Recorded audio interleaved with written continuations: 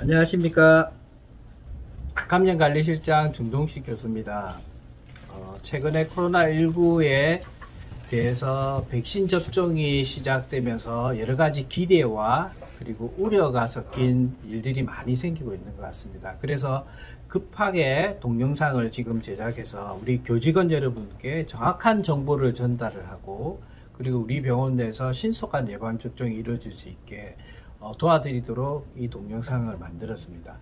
먼저 첫 번째로는 지금 코로나19 예방 백신 접종 일정이 뉴스를 통해서 보도가 되면서 여러 가지가 지금 섞여 있는 바람에 혼란을 겪게 되는데, 그 부분을 먼저 접종 일정에 대해서 말씀드리겠습니다. 먼저 이번 주 26일 금요일부터 첫 번째로 들어가는 것은 요양시설 관련한 요양병원과 요양원 쪽에 백신 접종이 시작이 됩니다. 그래서 65세 미만을 대상으로 해서 현지 요양병원과 그리고 또 요양시설에서 접종이 이루어지게 되고요. 다음으로는 저희가 제일 관심이 있어 하는 거는 결국 27일부터지만 부산시는 아마 3월 4일쯤부터 해가지고 코로나19 치료에 관계된 의료인 중심으로 해서 저희 병원에 할당된 인원이 100명 정도가 할당이 돼서 그 인원들이 양산 부산대병원에 가서 접종을 하게 됩니다. 자, 그리고 이제 많은 교직원들이 해당되는 사항이 될 수가 있는데요. 다음으로 3월 8일쯤으로 예정되고 있는 고위험 의료인을 대상으로 해서 접종이 시작이 됩니다. 자, 이 접종은 저희 병원 본원에서 아마 접종을 하게 될 예정으로 삼고 있습니다.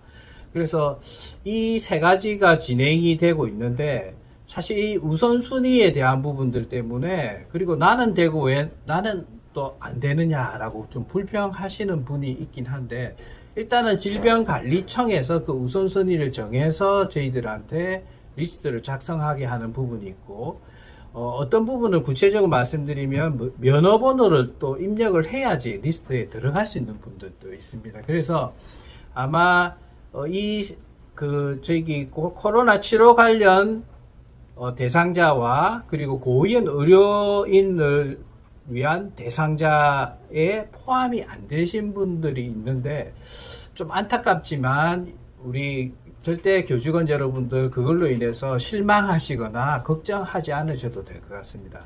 그리고 3분기가 되면 아마 여름 7월을 중심으로 전후로 해서 나머지 분들에 대한 접종 일정이 아마 정해지게 되고, 아마 의료기관 내에는 좀 더 빠른 일정을 잡아주지 않을까라고 예상이 됩니다.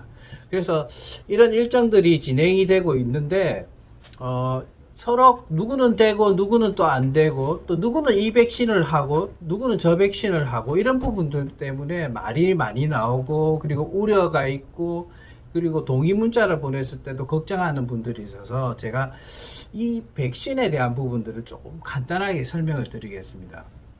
자, 대표적으로 지금 백신이 화이자 백신과 아스트라제네카 백신이 지금 동시에 들어와서 접종이 이루어지는데, 이 두 백신의 차이점을 좀 뉴스를 통해서 여러 분들이 들으셨겠지만, 일단 두 백신을 접종을 같은 장소에는 할 수가 없습니다. 자, 왜 그러냐?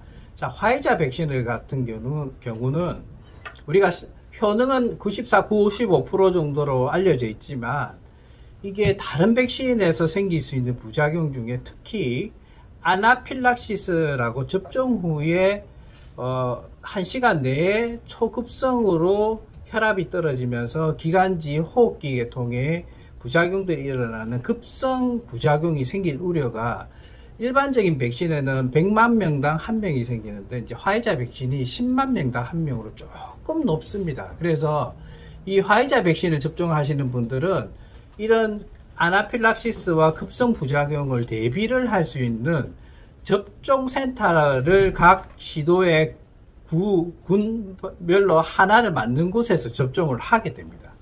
그래서 요양시설이나 요양병원에 있는 분들은 이동하기 힘들잖아요. 그래서 이런 화이자 백신을 대상자로 질병청에서는 정하지를 않고, 이동이 가능한 분들을 중심으로 먼저 화이자 백신을,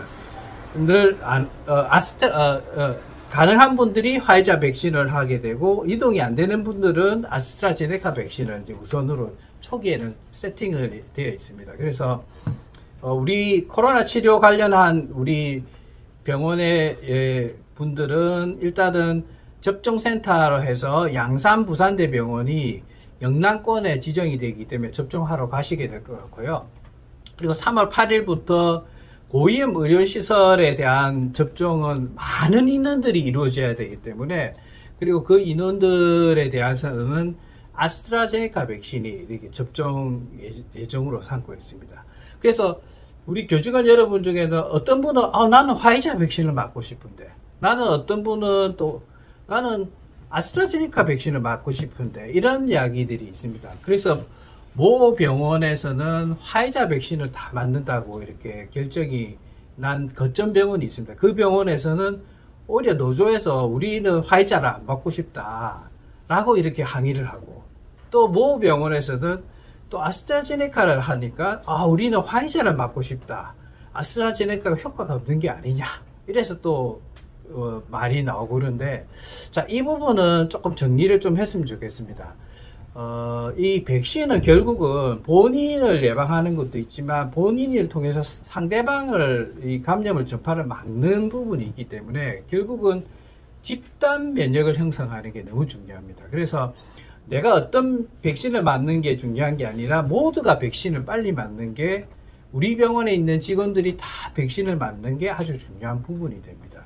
그래서 이 백신의 종류에는 큰 차이는 없고, 그리고 우려하는 부분들이 또 최근에 아스트라제네카 백신이 효과가 떨어지는 건 아니냐라고 이야기하는데, 최근에 그 연구 보도에 의하면 스코틀랜드 에딘버러 대학 연구팀이 발표를 했는데, 이 실제 삼상 연구가 아닌 실제 리얼월드 실제 데이터에서 보니까 이 아스트라제네카 백신이 화이자보다도 더 감염을 예방률이 더 80% 정도로 더 높게 나오고, 특히 중증이 돼서 입원을 해야 되는 경우를 예방하는 효과가 더 높게 나왔다는 데이터도 있습니다. 심지어 영국은 영국발 변이 바이러스도 있고 남아공 변이 바이러스도 지금 현재 유행이 시작되고 있는 국가임에도 그런 데이터가 나왔거든요. 그래서 효능 부분은 최근에 65세 이상의 데이터가 없어서 아직 그 연령군의 데이터 발표가 안 돼서 좀 결정이